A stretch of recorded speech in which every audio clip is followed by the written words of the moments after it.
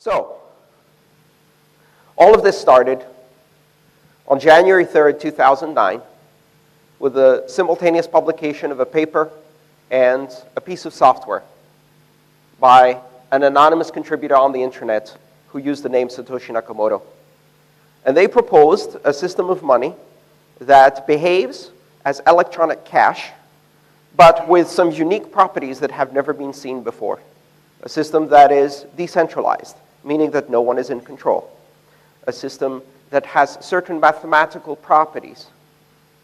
It enables a phenomenon called digital scarcity, meaning that you can have something that is simultaneously digital and yet rare.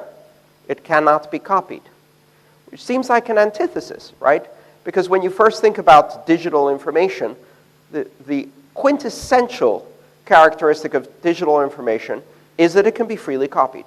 You can create infinite copies of it at almost zero cost, but not Bitcoin. You can't create infinite copies of it. You can't create them at zero cost. So this idea of having a digital thing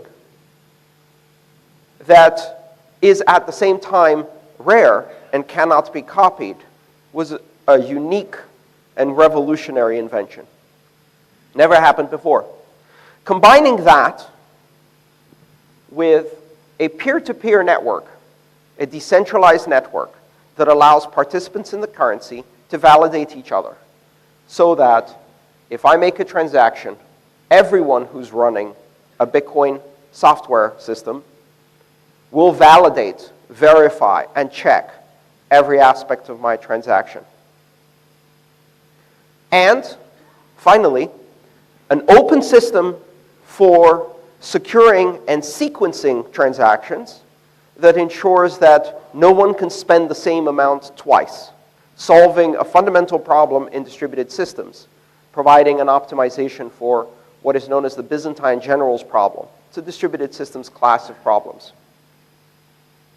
But the basic idea is, how do you know if I spend digital money and give it to one merchant, what stops me from taking the same digital information, walking across the street, and giving it to another merchant? Until the invention of Bitcoin, there was only one suitable answer to that. You have to record all of the transactions to one central authority, and that central authority, when it sees the first transaction, will not allow the second transaction. That works. It's efficient. It's very efficient. Visa does it.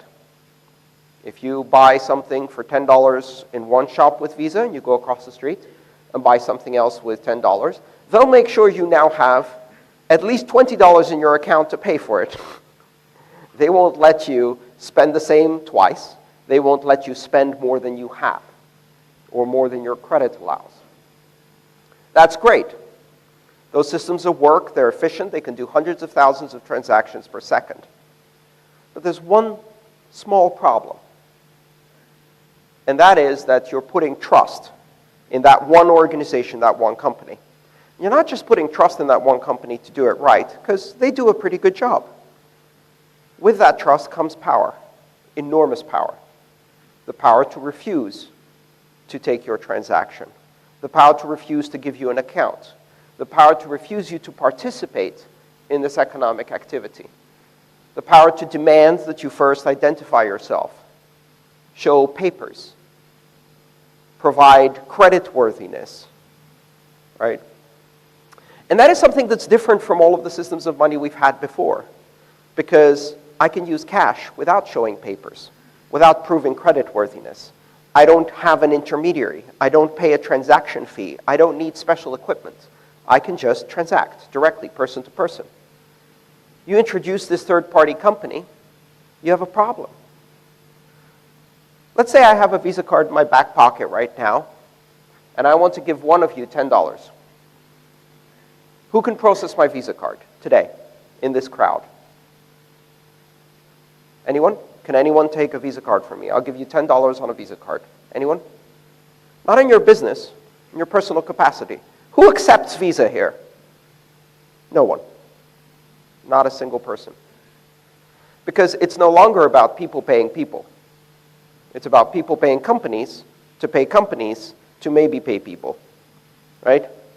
Bitcoin is peer-to-peer. Our traditional financial systems have now become peer to corporation to corporation to corporation to peer. Everybody takes a little cut. Everybody adds their own power to the system. And they take great advantage of that. What's the end result? Billions of people who have no access to the banking system. Billions of people who will never have a bank account. Many of them don't even have ID. Many of them, even if they did have ID, lack the necessary level of education and literacy and numeracy to walk into a bank. Or they look wrong. Or they're from the wrong race or caste or religion. They're untouchables. They can't walk into a bank. They'll get kicked out by the security before they get to the teller. This happens all across the world. And it is a direct result of the fact that we've centralized our money under these providers. And Bitcoin is different. Because at a fundamental level, what it does is it allows us to use digital money as cash. By the end of today, everyone in this room will be able to accept Bitcoin directly to their control with software running on their smartphone. And at that point, I can pay you. You can pay me. We can do commerce on a local level as a community without involving any third party, any intermediary, any corporation that has power over us. Without the requirement that you present ID, without the requirement that you fulfill credit worthiness. You fulfill human worthiness. In fact, Bitcoin doesn't even require that, because you don't have to be human to use Bitcoin. Software can use Bitcoin on its own, without any humans involved. Autonomous software. So this invention in 2009 launched a completely new era. It's not just a weird form of PayPal. This isn't a new system of payment. It is an invention that takes an obscure branch of mathematics called cryptography, which is the art of secret writing using math. That obscure branch of mathematics is then applied into the domain of establishing trust between participants of the system without giving anyone control over the system. This unique property is what makes Bitcoin special. If you can send money to someone else without knowing them, without having to trust them, without having to trust anybody, because you can trust that the system and the mathematical rules in the system guarantee that that money, if you receive it, is real, unforgeable, will be spendable as soon as it clears in about 10 minutes, and can be used by you to make another payment. You don't need to know the person who gave it to you. Now, in modern finance, that seems weird, and yet we do it every day with cash. If I tip my taxi driver with a 2,000 rupee note, which is too much, but if I did, do they need my ID? Do they need to process a transaction? Do they need to pay a transaction fee? No. Cash is itself a representation of value, and by verifying that it is real, at most, the person who receives it will hold it up to the light, look for a watermark, verify that it's not a fake. But they can do that on their own. They don't have to call someone and say, I have a serial number 1323532. Is this a real one? You don't need to check with a third party or a central authority. You can verify with your own eyes that this is real money. Bitcoin translates that into the digital domain. If you receive a Bitcoin transaction, the software that you're running can independently and authoritatively verify that it is real without asking anyone else, without checking with anyone else. And at that point, the identity of the person who sent it to you is irrelevant because the value is there. You don't need to trust them. That is revolutionary. It's revolutionary in a way that we've seen once before, at least, in my generation. And that is with the introduction of the internet. Many people who have grown up with the internet, even today, still fundamentally misunderstand why the internet is special. They look at the internet and they see it as a form of publishing, a system of content. But we had forms of publishing before the internet. We had digital publishing before the internet. We had ways to disseminate content before the internet. What was different about the internet is that for the first time ever, it enabled a global freedom for the flow of information. It enabled the free flow of information everywhere on Earth to anyone who has the technical capability to connect to the internet. And as long as you have the technical capability to connect to the internet doesn't care who you are, how old you are, whether you're a human or a software agent, what race, religion, age, or gender you are. It gives you the power of the free flow of information without restriction. That is the magic of the internet. That is the transformational power of that technology, the free flow of information. And to many people, this is terrifying. The idea that anyone can say anything, anyone can read anything, anyone can speak about anything, without control, without a license, without a qualification, without a diploma, without a certificate, without identity, without censorship, is terrifying. For my generation and the generations that follow, it is not only liberating, it is normal. It is the way things have always been, and the way things should be. What Bitcoin does is it creates the exact same circumstances for the first time in the category of money. It enables the free flow of money and also the free flow of trust across the world to anyone, regardless, simply through their choice to participate by downloading an application. The free flow of money, the free flow of value, the free association of trust. That is what it's about. It's not an investment scheme. It's not a payment network. It's not a weird version of PayPal. It is the internet adding the free flow of money to the freedoms it already gives us. I guarantee you this is a terrifying idea to many. The idea that anyone can send money to anyone without asking, without permission, without control, without censorship, without ID, is terrifying. My generation finds it liberating. The generation after mine sees it as normal. They will never know a world in which you cannot send money anywhere to anyone. A world in which money only works Monday to Friday, 9 to 5.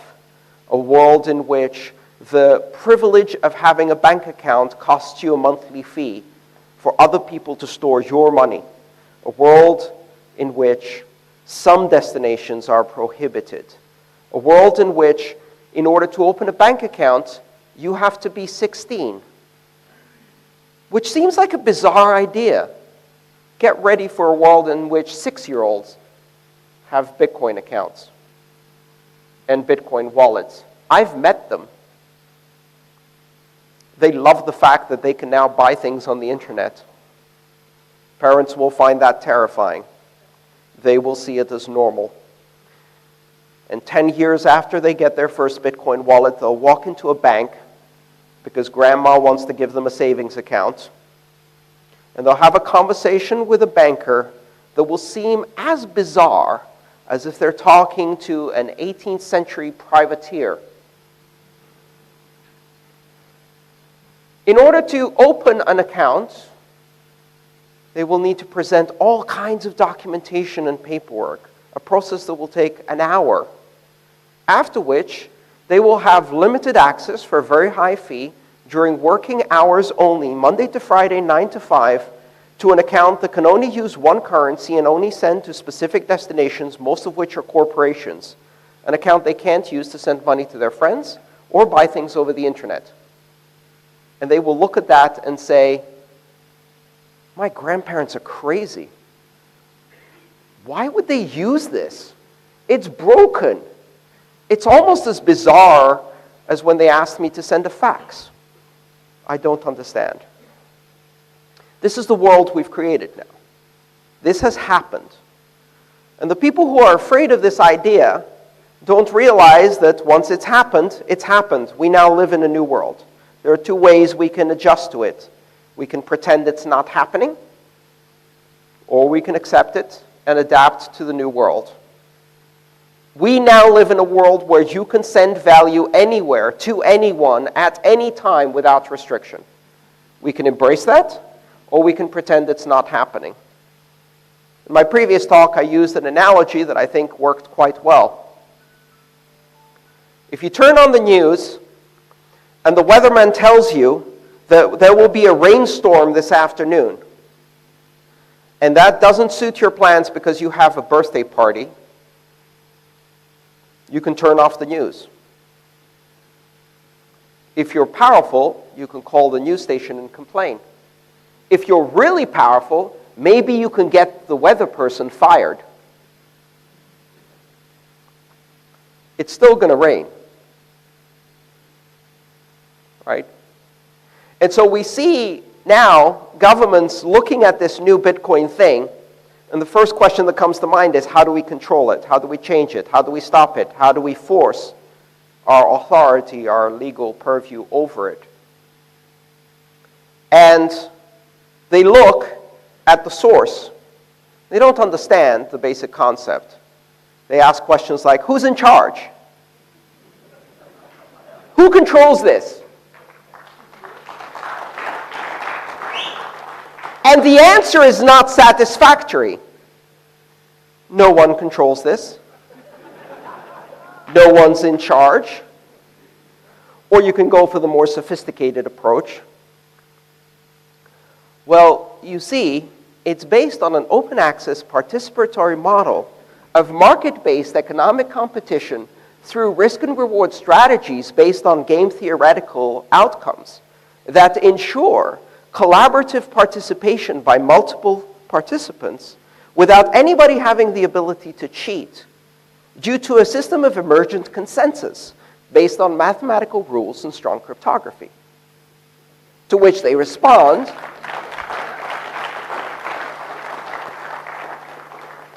yes, yes, but who's in charge? Who's in control? I've had people come up to me after meetings and they say, okay, I won't tell anyone. This is just us. Who's in charge? They think I'm joking. They think I'm trying to massage the information. Because it is really a bizarre concept to say, here is a system of trust without authority, a system of trust without a center, a system of trust without hierarchy, a system of trust without control. Why? Because we've never had any of those things. Because every system of trust we've ever had in our society is based on the exact same model. A 19th century hierarchical organization that is the outcome of the industrial era, that is a system of bureaucracy and authority based on internal processes and rules, oversight in layers, and ultimately authority vested in someone. Perhaps authority that is elected through democracy, perhaps authority that is not. Maybe it's hereditary, maybe it's dictatorial. But you can always point. You look at the pyramid, the hierarchy, and you just let your eyes follow to the top. And usually there's someone at the top. In some cases, that person is an actor. There's a whole shadowy group playing the puppet strings, but nevertheless, authority is vested in that person. And then you look at Bitcoin, and it's a flat system, and there's a few people who seem to have a special role, And you say, okay, maybe those people are in control. Is it the miners? Is it the software developers? Is it some part of the node system?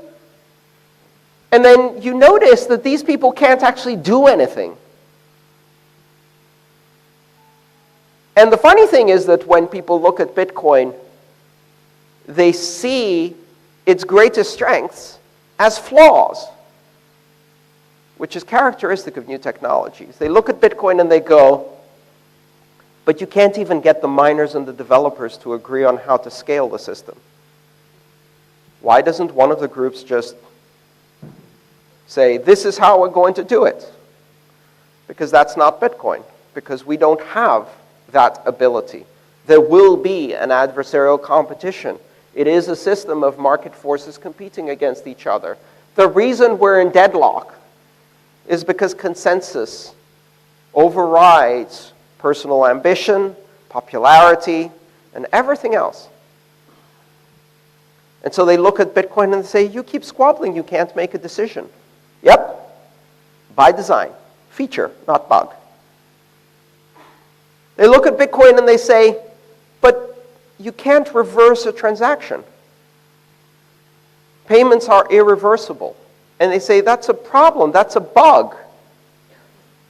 How can you do that? What if something goes wrong? Who do I call to reverse the transaction? Feature, not bug. Bitcoin guarantees execution of the scripts you put into it. Now, if you put the script that says, hey, Sandeep, here's 1 Bitcoin, I hope you send me that TV I ordered, that's the script that's going to be irreversible and guaranteed by the network. Not a very good script, because Sandeep may not send the television. And there's no one who can make that Bitcoin come back to you other than Sandeep once you've sent it. Yeah? So that's one form of irreversible promise. Of course, that's not the only promise I can get the network to guarantee. I can say, hey, Sandeep, here's a Bitcoin. It's currently locked in a multi-signature address for the next 30 days. After 30 days, if there's no dispute, it will automatically transfer to you, but upon verification by a third party who I've chosen to elect, this trustworthy party or that trustworthy party. I can introduce third parties if I want to. I just don't have to. I can introduce reversibility if I want to. But if I write that script is irreversible. And I can choose who my escrow agent is. And I can choose who does dispute resolution. So I can take the very core feature of irreversibility and I can apply it and soften that promise and make it consumer protection through programmable money. It's a feature, not a bug. Bitcoin is this strange being. It really is. It violates everything we think we know about money. And it forces us to consider whether we actually understood money in the first place. So do you remember when you were in school and you did that class about basic economics and money? No? You neither? We didn't do it either. You'd think that one of the world's most ancient technologies, one of the resounding artifacts of human civilization, currency, the system of trade that is the basis and dominates our lives in many ways, would be an important topic at school. Not one day. Maybe in some places you get a brief course in home economics or in history or something like that that gives you this vague idea about money that you really don't understand. Most of us cannot hold a 15-minute conversation with a 6-year-old about money. Because the 6-year-old has good questions, and we have no answers. How does money work, Mommy? Well, the correct answer is, I have not a freaking clue, kid. I think it's something to do with the allocation of special drawing rights through the International Monetary Fund and World Bank In a free-floating system of market exchange currencies that compete through trade balances across an international spectrum of inflation-adjusted exchange rates that then can be used to create local debt that is issued by the Treasury in return for currency that is printed by the central bank, distributed to the banks that leverage it through a system of partial reserve leverage of approximately 10 to 1, and distribute it into the economy, creating either inflationary or deflationary effects, allowing us all to experience the velocity of trade through the exchange of an abstract token that represents the promise of future value depreciated by the rate of inflation and adjusted for the return on investment.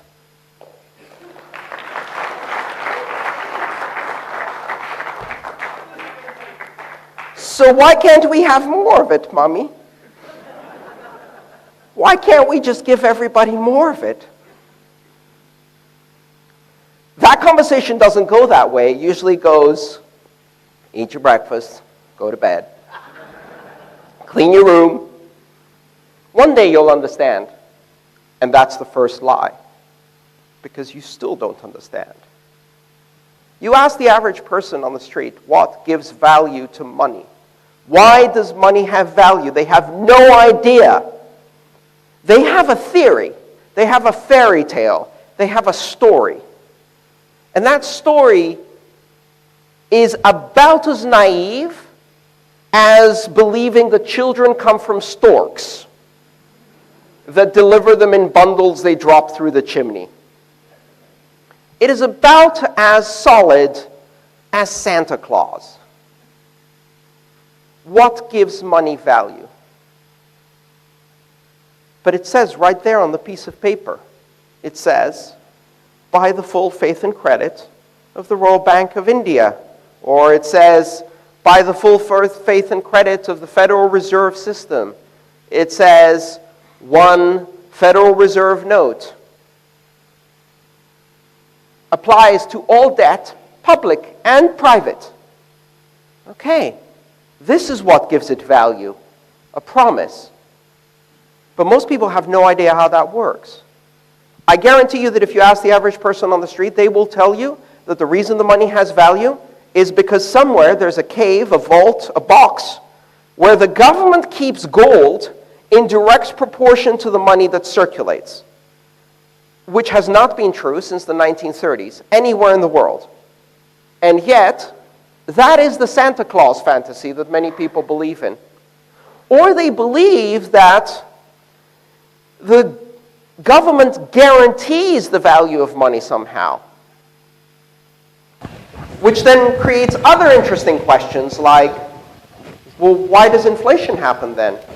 Why is the currency collapsing in Zimbabwe? Did the government not try hard enough to guarantee it? That is the inconvenient truth at the core of our understanding of the world's most ancient technology, money, is that we don't understand it. We simply don't understand it. The truth is, you give money value. Why? Because you are participating in a shared hallucination with 1.5 billion other people in which you firmly believe that tomorrow this money will still have value. That if you go to the store and present one of these colored pieces of paper, someone will give you eggs, chicken, spices, water, sugar, salt, housing, healthcare, something for this colored piece of paper. And it really takes an incredible hallucination for us to believe this, because the paper itself is worthless. It's pretty, but it's not pretty at that level. Nobody gives you products and services because of how pretty it is, right? That shared hallucination took hundreds of years to be established. And it started at some point in the late 15th century, with the introduction of paper money, gold certificates, IOUs, certificates of exchange, bearer notes, etc., pieces of paper that could be exchanged in promise for something else. And then, in the most amazing magical trick our societies have ever seen, they switch the cups around. And you lift the cup, and the ball isn't there. You go, what? This was supposed to be redeemable for an ounce of gold, a pound of silver, something. No, not anymore. It's just a piece of paper. What gives it value is your belief that tomorrow if you go to the store, you can buy something. And the moment that belief suffers a crack, it shatters. And you have very big problems.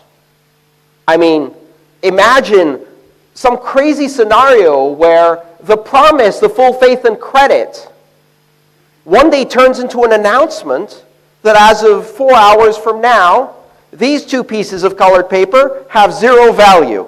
I mean, that couldn't possibly happen. But here's the interesting thing. If the value was based on the promise, and that promise is broken, and the people who gave that promise just told you, this now has value 0 in 4 hours, what is the value of that piece of paper? 0, right? But that's not what happened.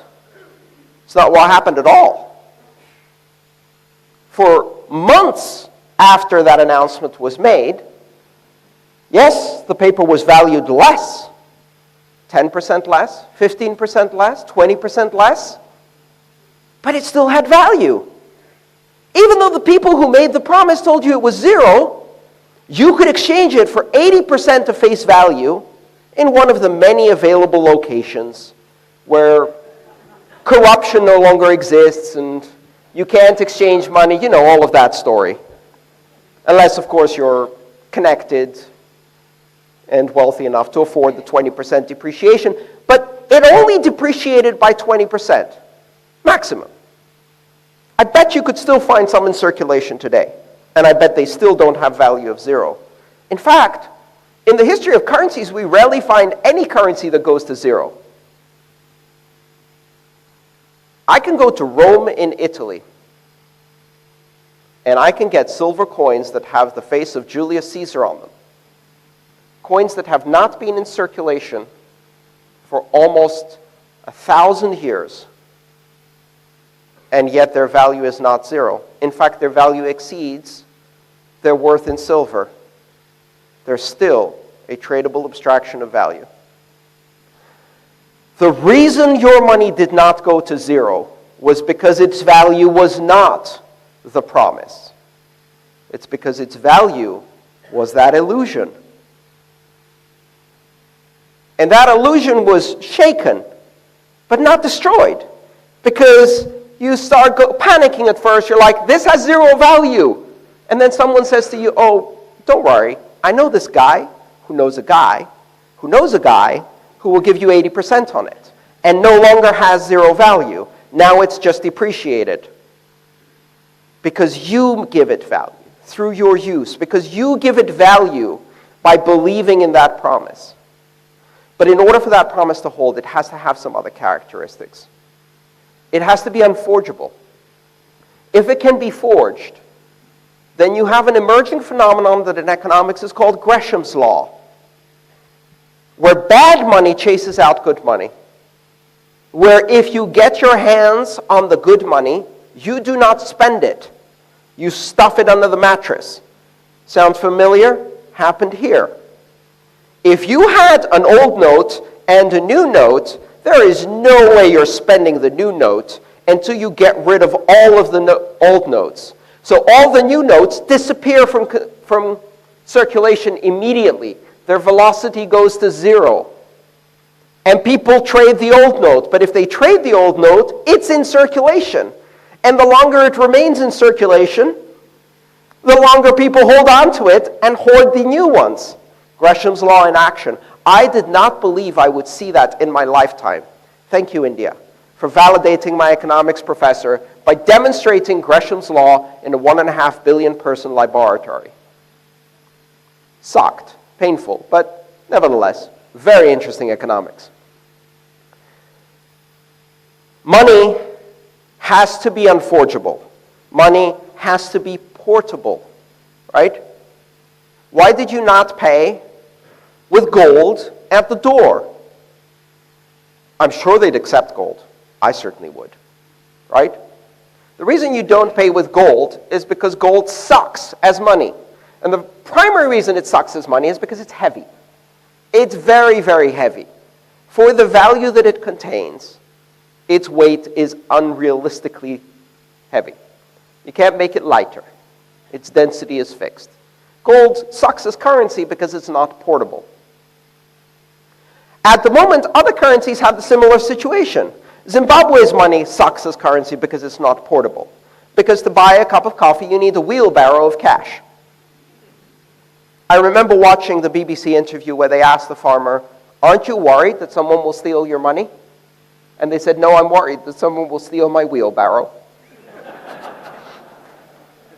Because it's worth more than the money in it. Bad money chases good money out. It has to be unforgeable. It has to be portable. It has to be universally recognizable.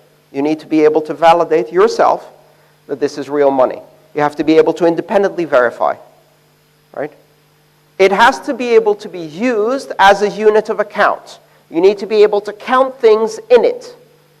One of the reasons barter is not working, one of the reasons barter is not a suitable form of economic activity at any scale more than the extremely local, is because of the burden it puts on pricing. Yes, I can give you chicken for a goat, and I can give the hairdresser chicken for a haircut, and I can give the water carrier chicken for liters of water, right? Barter, on a theoretical level, is effective. The problem with barter is that now I have to track the exchange rate of haircuts in units of chicken, of goats in units of chicken, and of water in units of chicken. Meanwhile, the hairdresser has to track the price of a haircut in chicken, goats, rice, sugar, salt, water, accounting services, etc., etc. The problem with barter is that we have to track every price exchange rate for every unit of value that we are exchanging in the form of a commodity. The whole point of money is that you only have to track everything back to the one thing that has no value, the thing you can't eat, the thing you can't use to cut your hair with. Because it isn't the value.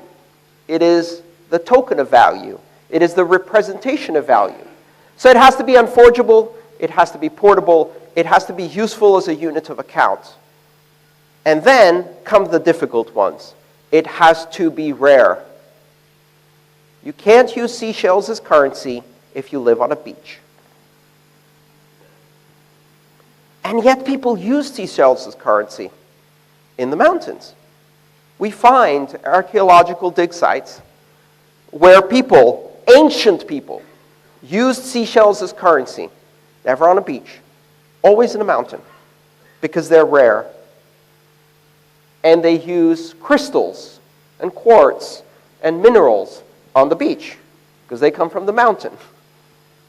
As long as it doesn't exist where you are, it's a great form of money. And that's one of the big problems we have with our money systems today. Because I have bad news for you. The rupee is not rare. It has no limit. It can be created in infinite quantity. It can be created in infinite quantity just like the dollar, the euro, the yen, and all other monies. These can be created in infinite quantity. And worse, the power to decide how much of that to create is vested in the people who have a direct conflict of interest. Because if you are a debtor, then you want the money to be worth less so that you have to repay less. If you are a saver, you want the money to be worth more so that you can earn more on it. If you give the government, that is the biggest debtor of all, the decision of how much the money will be worth, they will print an infinity of money in order to make sure it's worth nothing. And in the process, they transfer wealth from savers to debtors. And in a culture of savers, that's a terrifying thought. You have to explain it to people in a very calm way. So we say little nifty tricks. We tell people, there's a rate of inflation that will not exceed 2 or 2.2% per year. Sounds innocuous. 2%. What's 2%? I don't even know what 2% is. I didn't pay attention in school. It has something to do with hundreds and division. I was never good at division. 2%. What does that do? If you tell people the rate of inflation is 2%, they go, 2%, 10%, 5%. I don't really understand that. Let's rephrase that. In 10 years, half your money will be gone. Holy shit! Now that I understand. I've been saving like crazy. I work 2 jobs. I barely get paid. Half of it will be gone. Where? Where does it go? Who took it from me? Catch those people. They're thieves. Oh my God, they took half my money in 10 years? Inflation took your money. More accurately, the government, the corporation, the bank that is in debt took your money through inflation. Because for them, now the money they owe is also worth half in 10 years. What a brilliant construct. And that's where we see a fundamental difference between Bitcoin and traditional money. Bitcoin is money. Bitcoin is store of value. Bitcoin is means of exchange. Bitcoin can be unit of account eventually. It gradually acquires these characteristics as it grows more stable, more well-established, more well-adopted. As more people participate in the exchange of value through Bitcoin, they create an economy. That economy creates value. That value creates stability.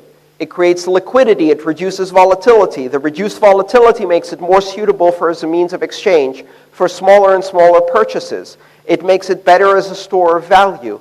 As a means of exchange, the store of value increase, its velocity increases. The same unit gets transferred many times by people doing many trades, and eventually its value stabilizes to the point where it can become a unit of account, where you can say, one of these stocks is worth half a Bitcoin.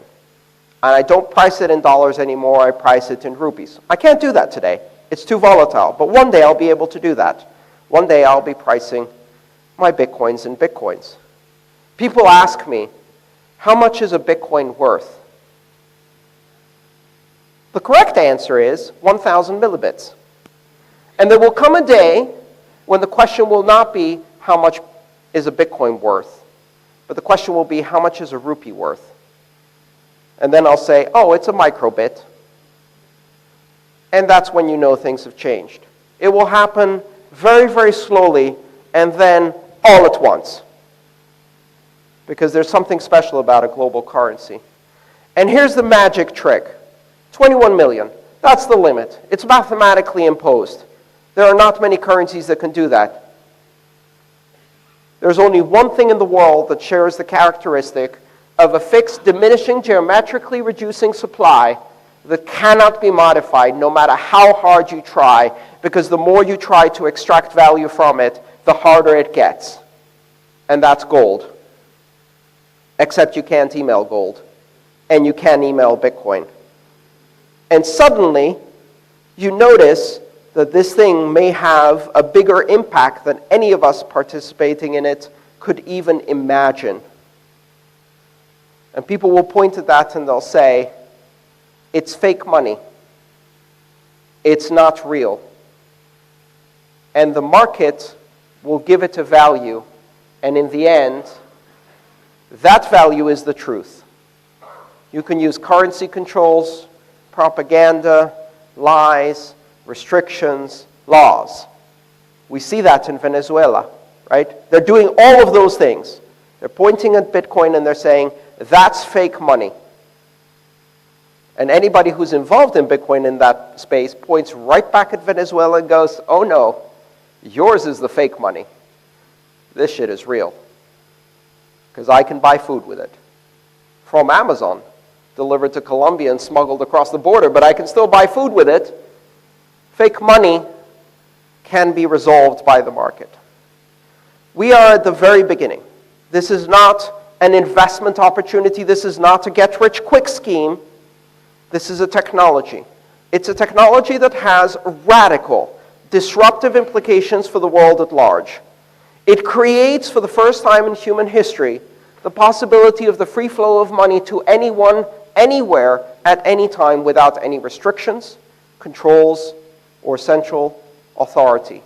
It creates the possibility of the free flow of money for all of humanity.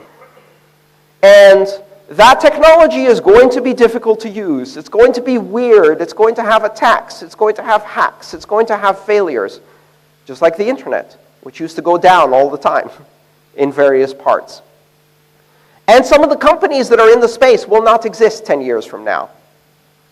That also happened with the internet. In 2000, 90% of the companies in the space were wiped out in a single stock market washout. But the internet didn't go anywhere. It just found new companies to build the next generation.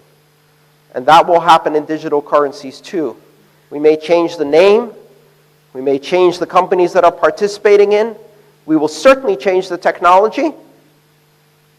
And in the end, digital currency will happen, has happened, and will be a fundamental part of the future of humanity. And absolutely nothing can stop that from happening because it already did. Thank you.